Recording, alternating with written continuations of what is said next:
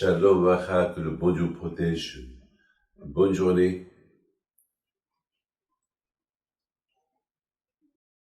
Aujourd'hui en Israël, il fait très froid ce matin. Il pleut, il neige à Jérusalem. Donc, bien sûr, la neige, c'est quelque chose de magnifique, c'est quelque chose de beau. Surtout lorsque on habite dans un pays chaud et toute l'année on voit pas la neige. Et voilà, soudainement, un matin, on se réveille, on voit la neige. Ça fait plaisir. On voit une belle nappe. Le monde est décoré avec une très belle nappe. C'est beau. Hachem, il est puissant. Il peut tout faire. Pour les Canadiens, oh là là, ils ont des jolies nappes tout le temps. Ils sont même trop épaisses. Et ainsi qu'à New York, cette année surtout. Mais pour Hachem en Israël, c'est une très belle nappe fine. Voilà, pour Hachem, ça nous fait plaisir. Mes amis, je voudrais vous raconter une belle histoire. Il y avait une fois un des élèves de Baal Shem Tov. Il s'appelle Yussi. Yussi. Et lui était le pauvre. Il avait beaucoup de problèmes de parnassa. Et un jour, il y avait un grand Sahara. Et il y a une femme qui venait de perdre son mari. Elle n'a pas d'enfant. C'est une veuve. Et elle a une très belle villa. Et son mari était très riche. Il lui a laissé plein d'argent. Il a eu une idée d'aller le soir, tard le soir, et voler de l'argent, voler ce qu'il peut voler dans cette maison-là. Ici qu'il y a des gardiens, ici qu'il y a des, comment ça s'appelle, des chiens méchants qui surveillent. Il a eu l'idée, je prends de la viande, au moins que je me débarrasse des chiens. Je leur jette la viande comme ça, ils vont être occupés avec la viande. Et pendant 2 semaines, il a essayé de récupérer les routes par où passer, par quelle fenêtre sauter, bam, bam, bam. Et puis comme ça, sans que personne ne se rende compte de lui, et s'il se fait arrêter, tant pis pour lui. Mes amis, c'est ce qu'il a fait. Ben, il a réussi à dérouter les chiens. Les 2 gardiens, ils étaient en pleine nuit, ils dormaient, il faisait froid, ils dormaient. Donc il a réussi à rentrer à la maison. Et voilà, doucement bien sûr, vous savez, à l'époque de Baal Shem Tov, les maisons, il n'y avait pas d'électricité comme aujourd'hui. Donc les maisons, il y avait des bougies à gauche et à droite. Il rentre, il cherche doucement, comme un petit voleur. Et là, il tombe face à face à un coffre. Et ce coffre-là, n'était pas fermé parce que la veuve, elle est seule, personne ne rentre. Donc, c'était pas loin de sa chambre. Il rentre, il trouve là des bijoux, de l'argent. Waouh! Dans sa tête, il se disait, waouh, tout ça c'est à moi. Tout ça c'est à moi. Mais à un moment donné, il dit, mais comment je vais voler? On vient de recevoir la Torah. On vient de recevoir les 10 commandements. Et les 10 commandements ne volent pas, ne tue pas, ne fais pas honte au prochain, respecte ton père et ta mère. Il ne faut pas envier. Et moi, je suis en train de transgresser tout ça.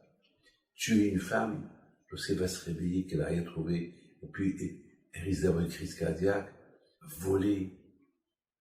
C'est comme ça. Comment je vais envier? Après, je vais mentir.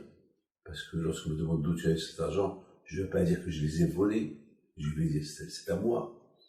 Et à un moment donné, il ne savait pas quoi faire. Après, lui, ça, il me dit, mais tout ça, c'est à toi. Tout ça, prends. Il ne savait pas quoi faire. Il ne savait pas quoi faire.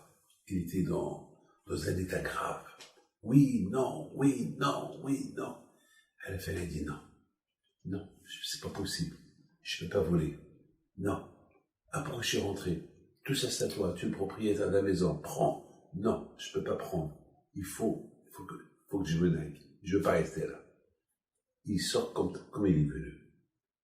Et il est parti. Il n'a rien touché. Un homme fort, celui-ci. Voilà, mes amis.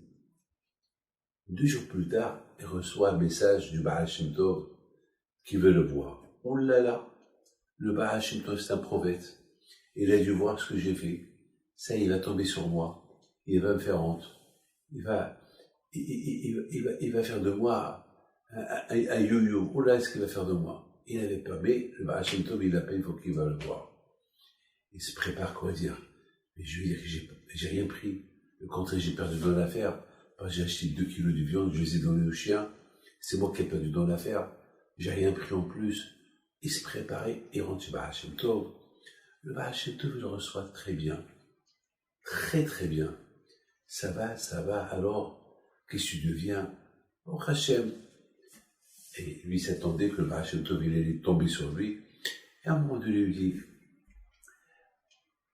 tu n'es pas marié, pas de chido, rien du tout. Non. Qu'est-ce que tu penses de la femme veuve qu'elle a perdu son mari? Dès qu'elle a entendu ça, presque il allait s'évanouir. Il a cru que ça y est, il va lui dire ce qu'il a fait. Il tremblait. Il lui dit, pourquoi tu trembles? Elle dit, non, ça va. Alors, qu'est-ce que tu penses de cette femme-là? Elle a perdu son mari. Qu'est-ce que tu penses si je te fais des chidoches avec elle? Grâce à Dieu, elle est riche, elle a tout. Toi, tu n'as rien. Et puis, tu vas gérer son affaire. Je sais que tu es un homme intelligent. Tu avais des affaires avant, tu as tout perdu, tu es devenu pauvre. Qu'est-ce que tu en penses? Il regarde, il entend.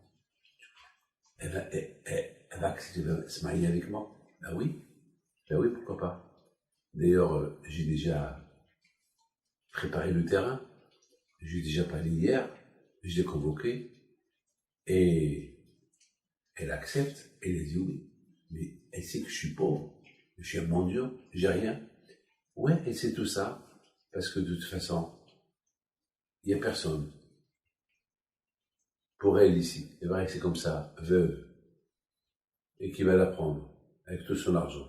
Au moins toi, tu es encore jeune, tu peux, et en plus, vous pouvez avoir des enfants. Il a commencé à pleurer, et le Hachem se lui disait, il a fait le shido, ils sont mariés, il est devenu le propriétaire de tout son bien.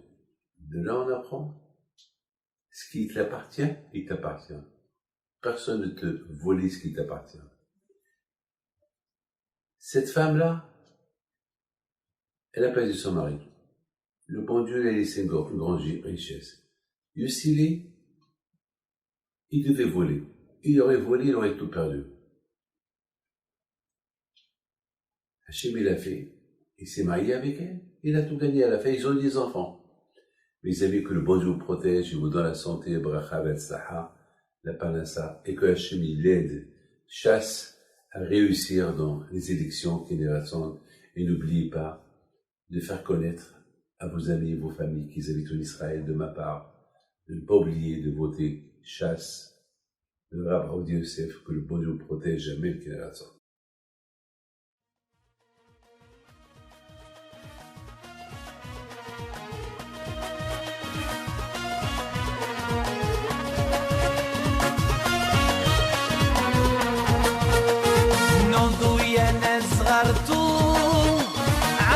حي بينتو وقف لنا زي خوتو